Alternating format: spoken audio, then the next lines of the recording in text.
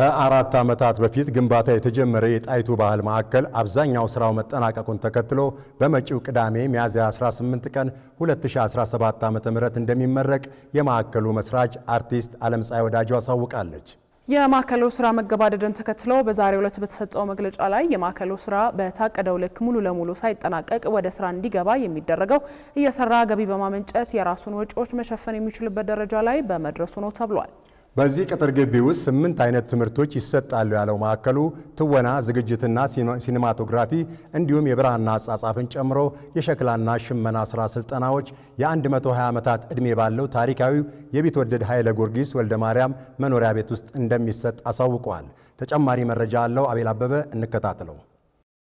በሀገር አሜሪካ ከ24 ዓመታት በፊት የተቋቋመው ጣይቱ የባህልና ትምህርት ማዕከል በእነዚህ ሁለት አስርት ዓመታት ውስጥ በባዕድ ሀገር ያሉ ኢትዮጵያውያን ከማንነታቸው ሳይነጠሉ እንዲቆዩ ኪነጥበብን መሳሪያ አድርጎ ሲሰራ የቆየ ማዕከል ነው። በታዋቂዋ የኪነጥበብ ሰው ዓለምፀሐይ ወዳጆ የተመሰረተው ይህ ማዕከል እርሷ ከዓመታት የስደት ቆይታ በኋላ ወደ ሀገሯ መመለሷን ተከትሎ በኢትዮጵያም ማዕከሉን ለማቋቋም ፈቃድና ቦታን ያገኘው በ2012 ዓ.ም እንደነበረ አይዘነጋም። ይህን ኢትዮጵያዊነትን መሰረት ያደረገ ማዕከል ለመመስረት የ120 ዓመታት ዕድሜ ያለውን የቀድሞውን የንግድ ሚኒስትርና ጠቅላይ ሚኒስትር የነበሩትን የቢትወደድ ኃይለ ጊዮርጊስ ወልደ ማርያምን የመኖሪያ ቤት በ2013 ዓ.ም መጋቢት 4 ላይ የተረከበው ማዕከሉ የፌዴራል የመጀመሪያ ደረጃ ፍርድ ቤት አራዳ ምድብ ችሎት ሆኖ ሲያገለግል የቆየውን ታሪካዊ ቤት ይዘቱን በጠበቀ መልኩ ወደ ጥበብ ማዕከልነት የመቀየር ስራውን ማጠናቀቁን አሳውቋል።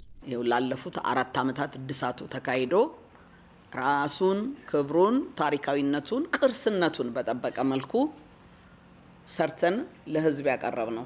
መስታወቶቹ የመስታወት መዝጊያው አብዛኛው ታሪካዊ ነገር መሆኑ ነው። አዲስ ቤት መስራት ይቀላል፣ ቅርስ መጠገን በጣም ከባድ ነው። ግን ያን ሁሉ አልፈን እዚህ ደርሰናል። ይህ ስፍራ በዚህ መልኩ ታድሶ አሁን ያለበት ቁመና ላይ ከመገኘቱ በፊት እጅግ የተጎዳና የመፍረስ ስጋት የተደቀነበት እንደነበር ያስረዳው ማዕከሉ ይህ ታሪካዊ ቤት ታድሶ በዚህ መልኩ ወደ ስራ እንዲገባ ግለሰቦች ከጡረታ ገንዘብ አንስቶ እስከ 2.5 ሚሊዮን ብር የሚደርስ ድጋፍ ሲያደርጉ ነበር ነው ያለው። በሀገር ውስጥም ሆነ በውጭ ሀገራት ያሉ ኢትዮጵያውያንና ኢትዮጵያዊ ያልሆኑ ሰዎች ጭምር በእድሳቱ ወጪ ላይ ድጋፍ ማድረጋቸውን የጠቆመው ማዕከሉ የፌዴሪ መንግስት እንዲሁም የአማራና ኦሮሚያ ክልላዊ መንግስታት ብሎም የንግድ ተቋማትና የስነ ህንጻ ባለሙያዎች እገዛ ማድረጋቸውን አሳውቋል። የአዲስ አበባ ከተማ አስተዳደር ደግሞ ከቤቱ እድሳት ውጪ ያለውን ምድረ ግቢ የማስዋብ ስራ ወጪ መሸፈኑም በዚሁ ጊዜ ተነግሯል። ኢትዮጵያዊ የሆኑም ኢትዮጵያዊ ያልሆኑም ሰዎች ናቸው ይሄንን ቤት ገንዘብ አዋጥተው የሰሩት። ምንም አይነት የፋይናንሻል አቅም ይዤ አልመጣሁም ሀገሬ ስገባ። ነሐሴ 12 የእቴጌ ጣይቱን ልደት አስመልክተን ነበር ለማስመረቅ አስበን የነበርነው። ክብርት ከንቲባን ጋብዘን ነበር እዩልንና ይመረቅልን ብለን።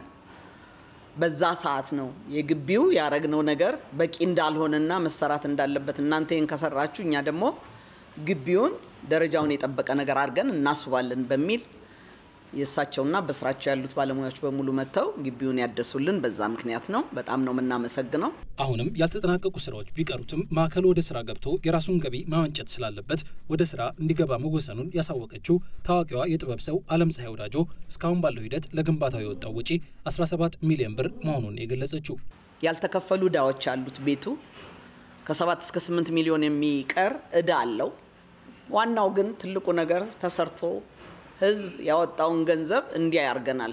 ከዚህ በኋላ ያለውን በጥበብ ስራዎቻችን በሌሎች ዝግጅቶችም እንደገናም ደግሞ የምረቃ በዓሉ ላይ በመንጠይቃቸው ግለሰቦች የሚሸፈን ነው ብለን እናምናለን። ገና እዚህ በቀኝ በኩል የምታዩት የቲያትር አዳራሽ የምንሰራበት ክፍት ቦታ ነው። አዳራሽና ጥበብና ጥበበኛ ሚል ሙዚየም ስለምናስብ ቦታ እንፈልጋለን። ያ ቦታ ገና እዳችን ነው ማለት ነው። ያልተሰሩ ማዕት ስራዎች አሉ።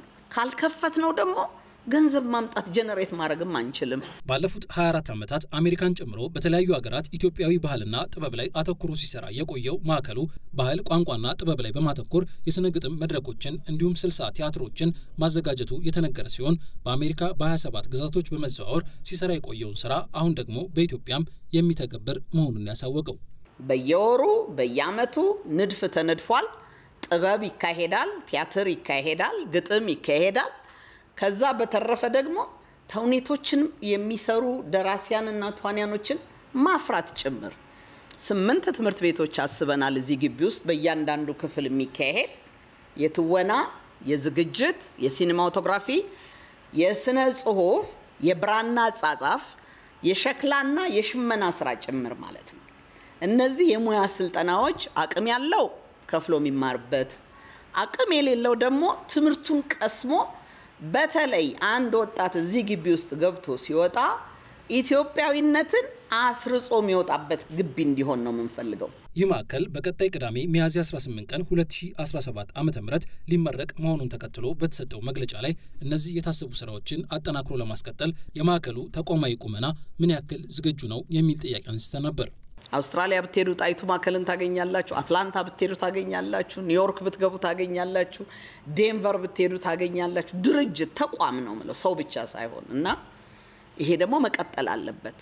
እዚህም እኔ አቅም ከሰጠኝ እኔም ካልሰጠኝ ቀጣዩ ትውልድ ተቋም በመፍጠር ፈጥሮ ደግሞ በማቆየት ሰው ይፈጥራል፣ አቅም ይፈጥራል ብዬ አስባለሁ። እናንተም አብራችሁ ማለት ነው።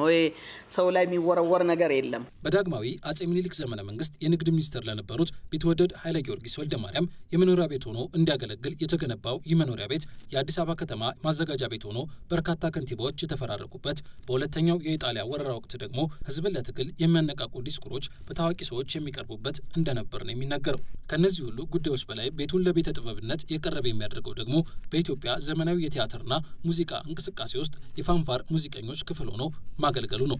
ከ4 ዓመታት የግንባታ ሂደት በኋላ ይህንን ታሪካዊ ቤት ወደ ጥበብ ቤትነት የቀየረው የጣይቱ ባህልና ትምህርት ማዕከል በቀጣይ በኢትዮጵያ የተለያዩ ክፍሎች መሰል ማዕከላትን የማቋቋም ፍላጎት እንዳለው ጠቅሶ ቀጣዩን ማዕከል በአርባ ምንጭ ከተማ የመገንባት እቅድ እንዳለው አሳውቋል።